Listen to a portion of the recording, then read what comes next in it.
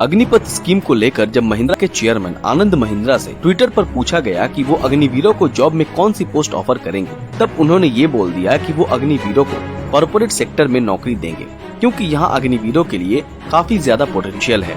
इस ट्वीट का सीधा सा मतलब ये है कि 4 साल आर्मी में जॉब करने के बाद जब किसी अग्निवीर को आर्मी, नेवी और एयरफोर्स द्वारा एब्जॉर्ब नहीं किया जाएगा, तब 22 से 25 साल की एज में आर्मी से रिटायर होने के बाद उनके पास प्राइवेट सेक्टर में जॉब होगी। आनंद महिंद्रा के इस ट्वीट के बाद इंडिया के बहुत से बिलियनियर्स, इन्वेस्टर्स, उनका भी वो भी आनंद महिंद्रा की तरह ही अग्निवीरों को अपनी कंपनीज के अंदर जॉब देंगे। आनंद महिंद्रा के इस ट्वीट के रिप्लाई में इंडिया के 77th रिचेस्ट मैन हर्ष गोयनका ने भी अनाउंस कर दिया कि वे खुद के द्वारा लीड किए जाने वाले आरपीजी ग्रुप में अग्निवीरों को पक्के तौर पर जॉब देंगे। इसके अलावा उन्होंने दूसरी कॉर्पोरेट कंपनीज को भी इस चीज में शामिल होने को कहा, क्योंकि उनका मानना है कि बहुत सारी बड़ी इंडियन कंपनीज के इस तरह एक साथ आ जाने से इंडियन यूथ को अपने फ्यूचर को लेकर एक सिक्योरिटी मिलेगी।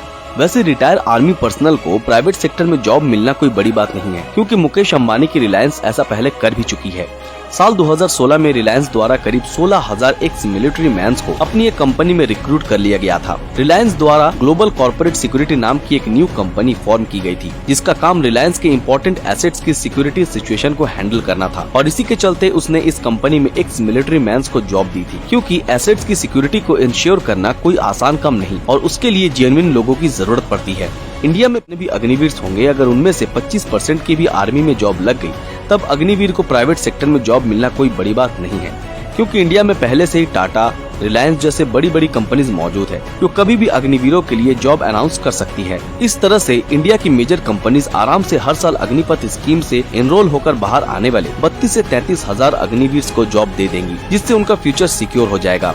अब सवाल ये आता है कि अग्निवीर को प्राइवेट सेक्टर में जॉब मिलने की क्या गारंटी है? ये बातें बड़े बड़े इंडस्ट्रियलिस्ट अगर 3-4 साल बाद अपने इस प्रॉमिस को भूल गए, तब उस कंडीशन में रिटायर हो चुके अग्निवीरों का क्या होगा? इन प्राइवेट कंपनीज के जो ओनर्स है वो फिलहाल में खुद ही अग्निवीर को जॉब देने के लिए आगे आ रहे हैं। गवर्नमेंट ऑफ इंडिया को कॉर्पोरेट अकाउंटेबिलिटी बिल लाना चाहिए, जिससे कि इंश्योर हो सके कि जिन अग्निवीर को आर्मी में जॉब नहीं मिलती उनको प्राइवेट सेक्टर में एब्जॉर्ब कर लिया जाएगा।